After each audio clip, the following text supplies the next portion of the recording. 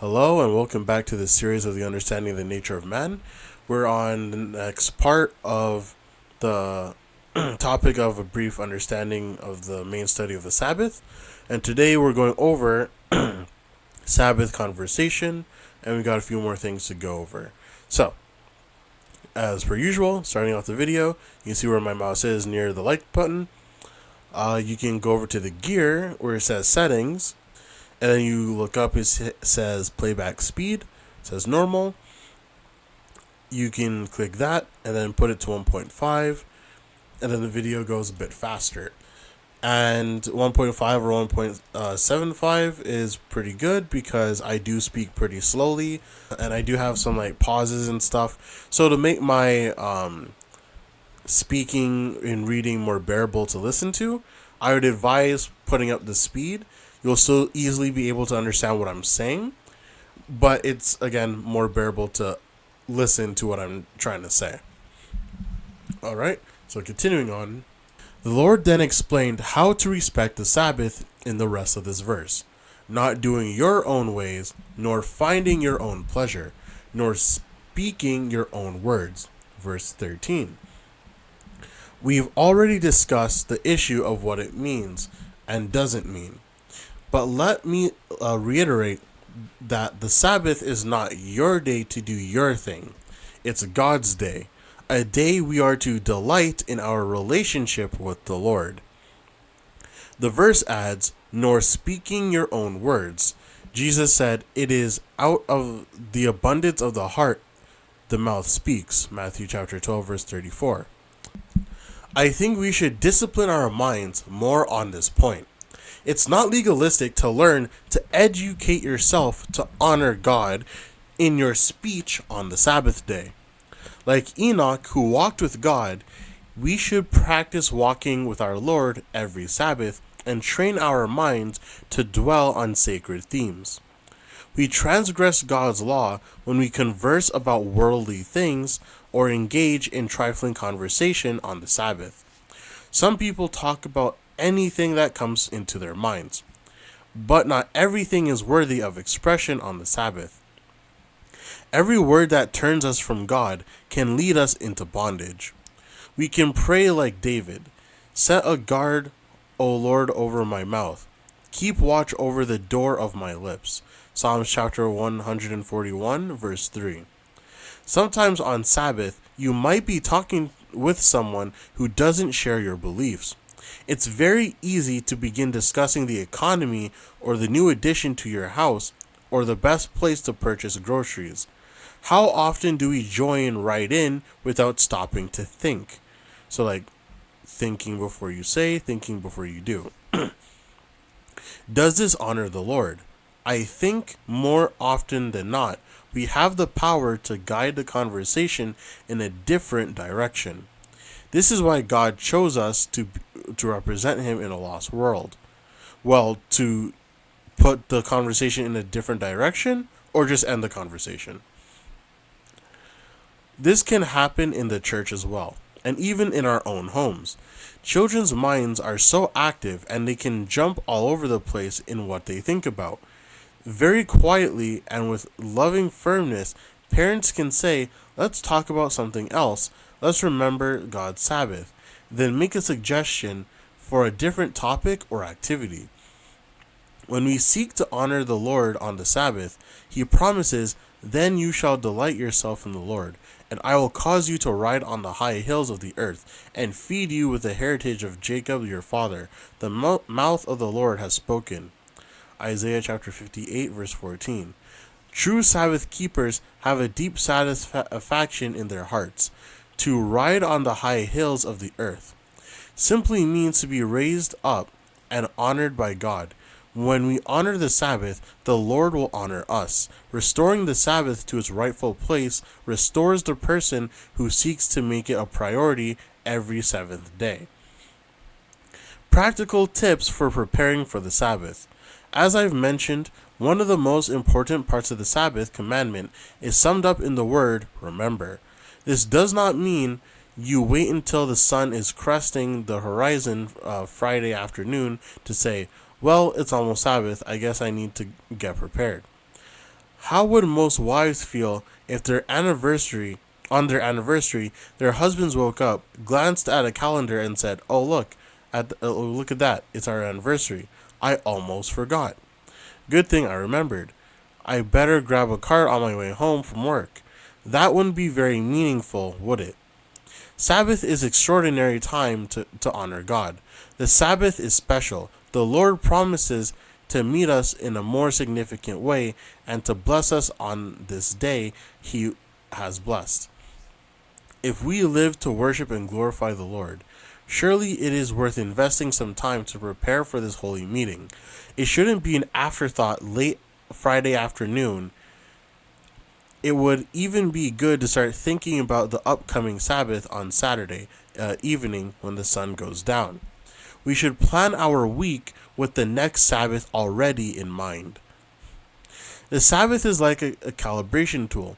To calibrate means to make precise adjustments for a particular function. When God is the center of our lives and we seek to glorify Him, the Sabbath keeps life in perspective. It is time that helps us fight against becoming preoccupied with the cares of this world. Our week will revolve not around our own agendas, but around the Sabbath. The highlight of the week. It's a day to measure ourselves against God's standard so that we are not overtaken as a thief.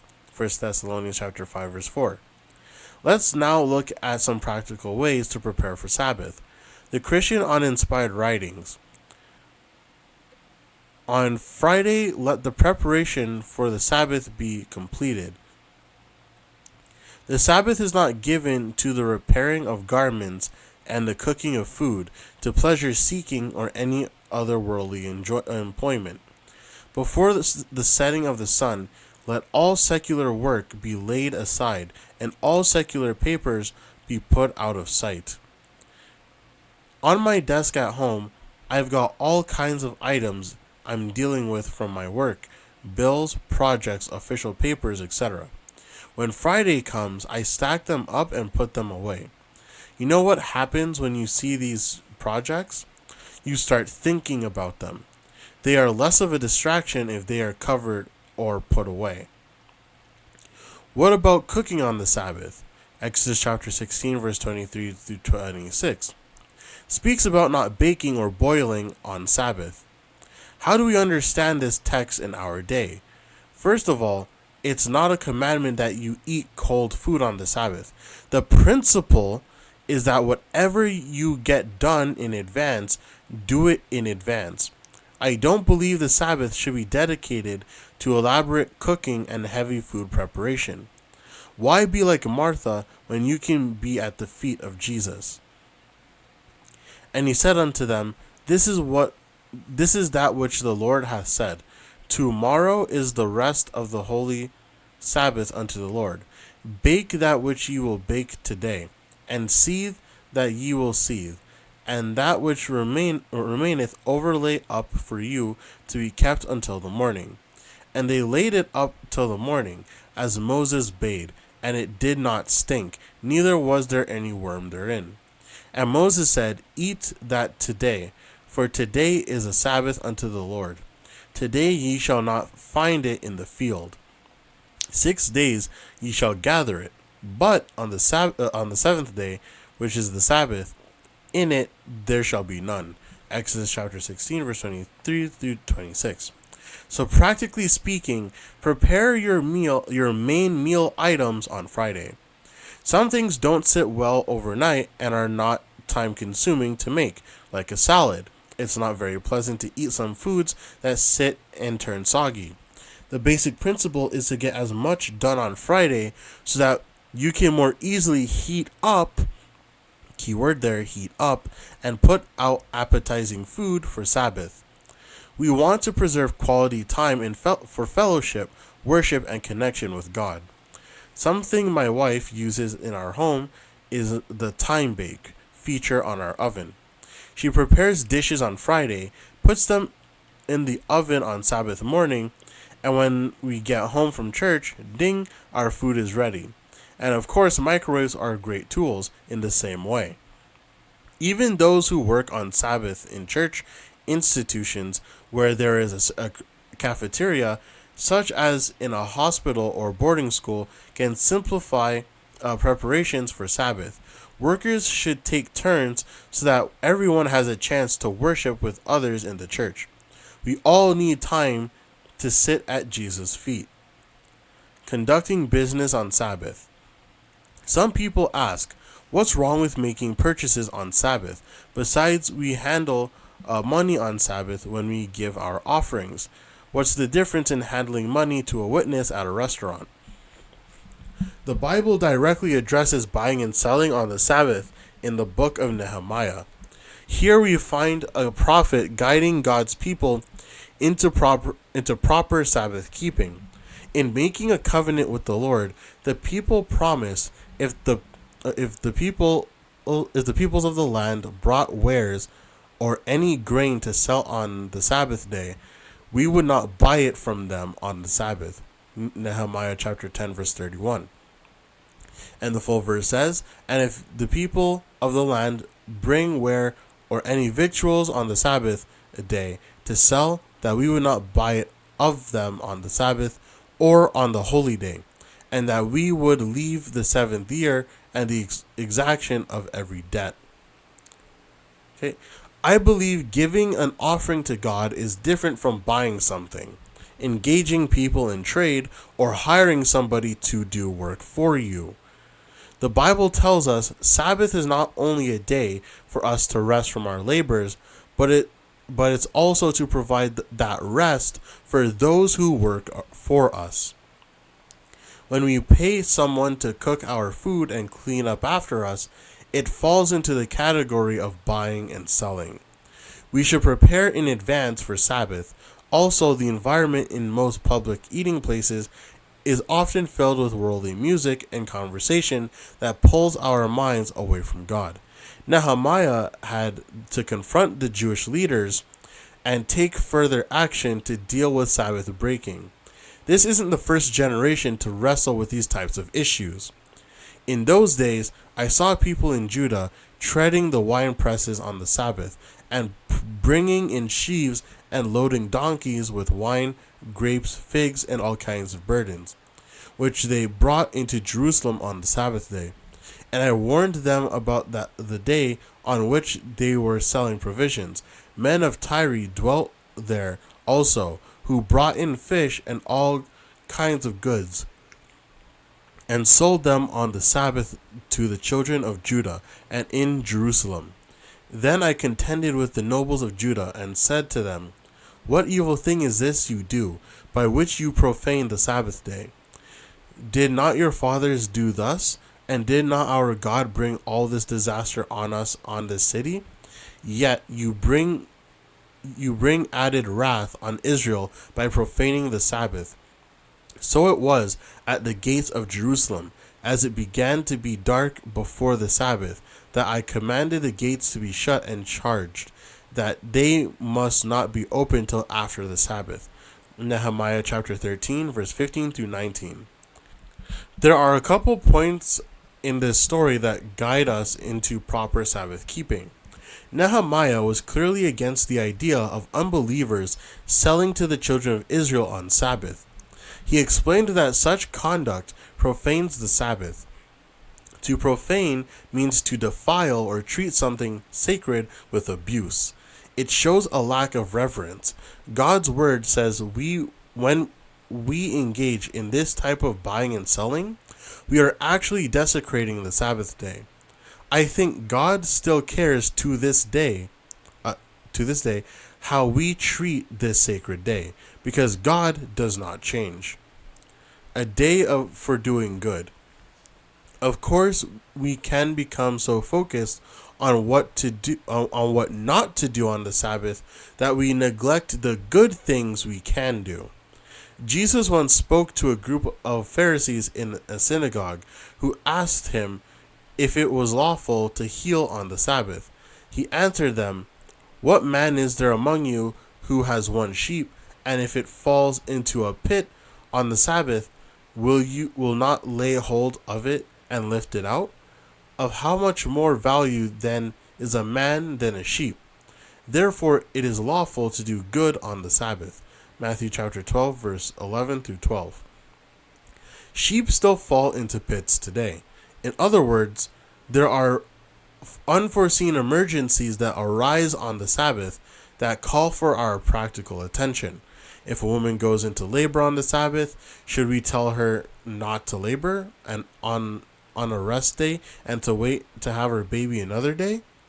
When people suffer on the Sabbath and it is within our abilities to help them, shouldn't we have a heart for them, even more than for suffering animals stuck in a ditch? Jesus once spoke to a group of stubborn Jews who were angry that he healed a crippled man lying near the pool of Bethesda. You guys know that word. On the Sabbath. Jesus basically told them, "You circumcise baby boys on the 8th day according to the law, even if it falls on the Sabbath day. Yet you are upset that I made a man completely better?" See John chapter 7, verse 22 through 23. Another time Jesus said, "Have you not read in the law that on the Sabbath the priests in the temple profane the Sabbath and are blameless?" Matthew chapter 12, verse 5. And I did put the scriptures here for reference. You guys can look at that if you like. Sometimes there is work on Sabbath. Just ask most pastors. That is good and necessary. Just to be clear, this isn't meaning all types of work. Priests in the Old Testament did certain jobs associated with the temple services, yet they were not condemned. They hauled wood and water for the sacrifices and the washing, all for the service of God. It is important to keep in mind the context of these situations. They did not focus on self-pleasing. These were done in service to God. There are some jobs that we do on Sabbath as part of the service of the church that are necessary and important for worship. Opening the building, possibly heating up the sanctuary, turning on the lights, providing water for foot washing, greeting people, handing out bulletins, or setting out food for fellowship meal. Even these good things should be done with balance. Volunteers should rotate so that the same members do not miss out sitting at the feet of Jesus, like Martha needed to do.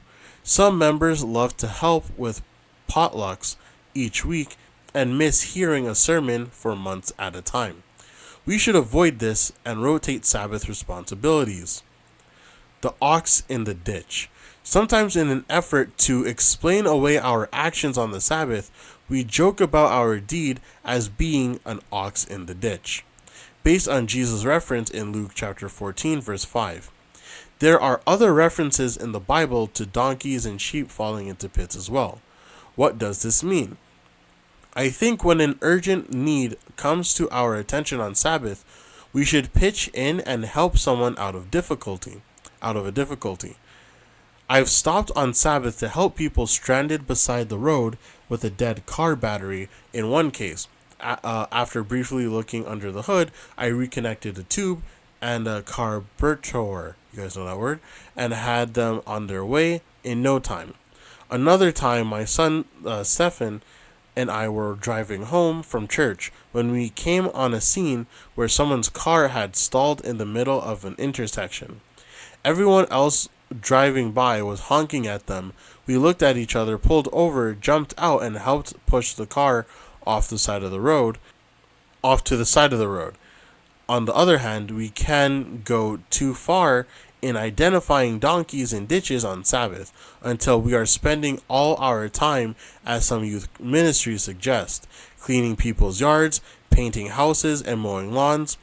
I believe this can take young people away from worship and lead them to believe it is okay to work on the Sabbath. I don't think this is what Jesus had in mind. There might even be good things that we set aside on Sabbath. When Christ died, certain women came to assist with his burial. Late on Friday, as the sun was going down, these women who loved Jesus brought spices to honor Christ's body and prepare it for burial. But notice what the Bible says as the Sabbath drew near. and they rested on the Sabbath according to the commandment. Luke chapter 23, verse 56. They did not complete the job they came to do. You would think under these circumstances that it would be appropriate to care for Christ's body. After all, this was Jesus. But they set this work aside. Now on the first day of the week, very early in the morning, they and certain other women with them came to the tomb, bringing the spices which they had prepared. Luke chapter 24, verse 1. It is interesting that these women, who followed Jesus for 3 years, did not complete the work of embalming Christ's body. Instead, they chose to observe the Sabbath. Most people would say, well, we realize the sun is going down, but we're not quite done caring for Jesus' body, so let's keep working. I think this passage teaches us that some things can wait. Let's not be too quick to call something an ox in a ditch, if it can wait until the Sabbath is over. We can also too easily classify what we think is necessary work on Sabbath, but that actually profanes God's holy day. Sometimes schools schedule exams on Sabbath. Wouldn't it be a necessary job to take that exam so that we can complete our education? Fortunately, in the United States, we have laws that protect students who have religious convictions about their day of rest. But if we didn't, to what length would we go to try work around that difficulty? I think what often happens is that we begin to make little compromises. Over a period of time, these small concessions start to change our convictions until we excuse many more things. There are times we need to take a stand for God. Within your gates. Each of us has a circle of influence. God points this out in the Sabbath commandment when he says, "In it you shall do no work, you, nor your son, nor your daughter, nor your male servant, nor your female servant, nor your cattle, nor your stranger who is within your gates." Exodus chapter 20, verse 10, my emphasis. God has given each of us areas of responsibility. That which is within your gates speaks of your own household. In Bible times, most people had property. Today, we might think of people having farms and ranches. God basically said, you are responsible for Sabbath keeping within your household, your property, and your fence line. The circle went beyond one's children and extended to not only servants who worked on the farm, but even to strangers visiting. If your aunt came to visit and started weeding your garden on Sabbath, you would kindly inform her, "Thank you so much for being helpful, but can we please reschedule this for another day?" In our home, we honor the Sabbath day by resting from work. Some people have a difficult time keeping Sabbath when visiting unbelieving relatives who might sit down to watch football and drink beer on Sabbath afternoon. You might find it less stressful to stay in a hotel on Sabbath or gracefully arrange to be elsewhere during those hours if it puts your family into awkward and challenging circumstances. Of course, we should honor and respect other people, but we should teach our children to first honor the Lord. There are lots of questions we could try to tackle about where your gate of responsibility ends.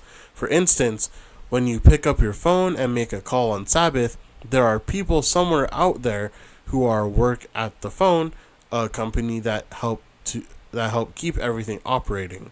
There is money that you've invested at the bank and people who continue to manage that money on Saturdays. Are these people within your gates? I follow this guidance based on the statement in the fourth commandment. I define what is within my gates as what is under my authority. There are things in our world that are not under my authority. When I turn on a light switch, it is not within my authority to determine what happens with the electric company. A day to not waste. Some people waste the precious hours of Sabbath sleeping away time that could be put to better use. It's one thing to enjoy some physical rest on Sabbath, especially for those who are involved in heavy manual labor all week. But missing Sabbath worship because we are too tired to go to church can become habit forming.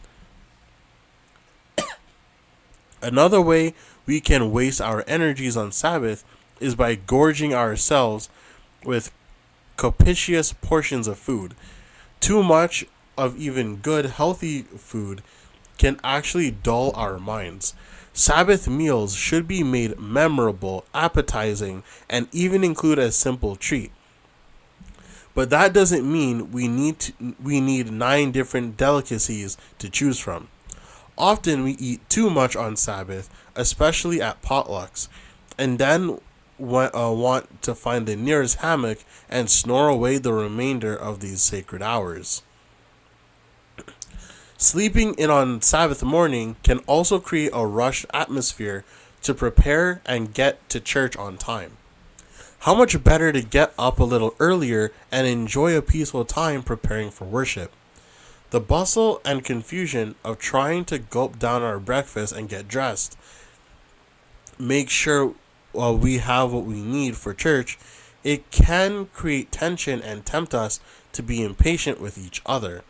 The day that is meant to be a restful delight becomes a day of stress. We stop looking forward to the Sabbath and start wishing it were over. How sad. Enjoyable Sabbaths take planning and forethought, but isn't God worth it? Isn't the Lord worth giving your time to because you love Him? When a married couple cares for their marriage, even if they do not have a lot of money, they will take time to plan for quiet moments together, memorable dates where they can connect. Isn't it true that when husbands and wives plan for those times, it makes their spouses feel cherished?